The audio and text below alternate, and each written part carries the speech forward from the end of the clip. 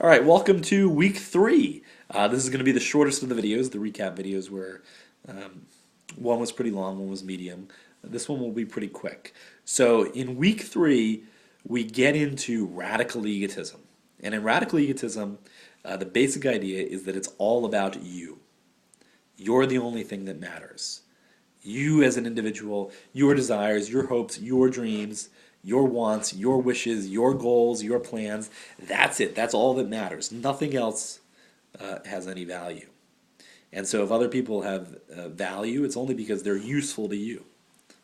So the radical egotist thinks of everything in terms of him or herself. And we're going to study your readings for this week. There are two. Short, very short, and contemporary. One is about the Sandy Hook killer, who killed a whole bunch of people a few years ago, a whole bunch of kindergarten kids. One is about the Westboro Baptist Church, and this is this guy who goes to the funerals of American soldiers and disrupts them and holds up signs saying God hates fags and America, death to America because they support homosexuality. And so in both these cases, I want you to ask yourself, are they radical egotists? And Sandy Hook, it's hard to deny that he's a radical egotist because he kills people, literally kills people for his own goals, for his own benefit. In the story, it'll talk to you about what that benefit is, but it's all about him. And the only question with him really is he responsible morally? The Westboro Baptist Church, he certainly seems like a radical egotist because he's willing to disrupt and harm and make people hurt in this time of deep emotional sorrow. But, perhaps if someone argues that really he is doing this for God and he is really doing this to save somebody's soul, you might not view him as an egotist. Okay, another story that we're going to talk about this week, and there is a little video on it, the laundromat story.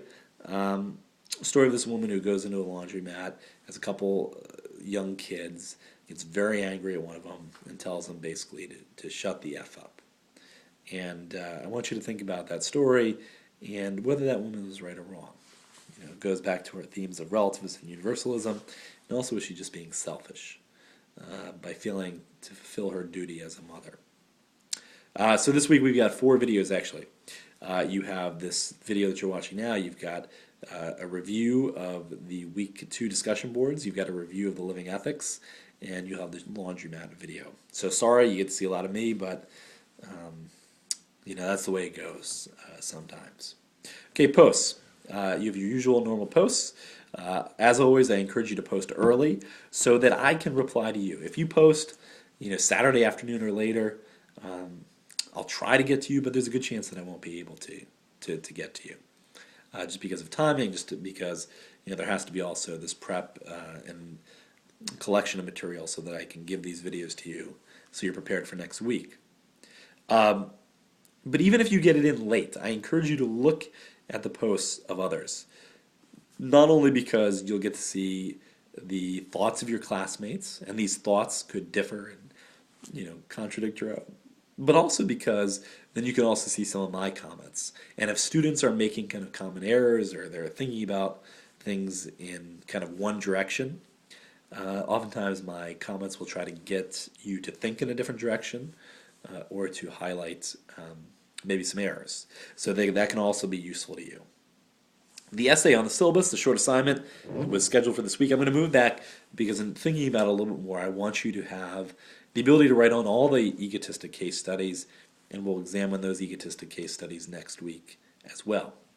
And so your short assignment will be due not this Sunday at 11:59, but the following Sunday at 11:59.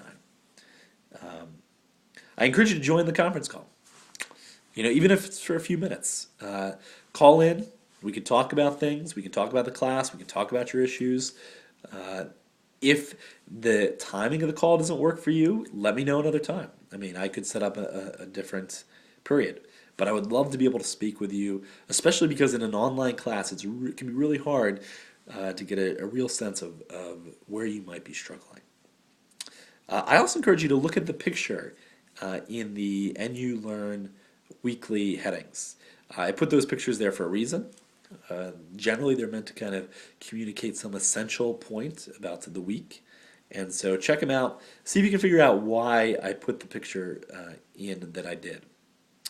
And then finally, grades. So this week, because of the snow and I moved back to discussion boards, I won't be able to give you your attendance participation, your discussion board grade, and your living ethics grade until Wednesday, because Tuesday tomorrow is a really packed day for me. But I will get those grades up at some point on Wednesday. So welcome to week 3. Let's get into radical egotism, and hope all is well.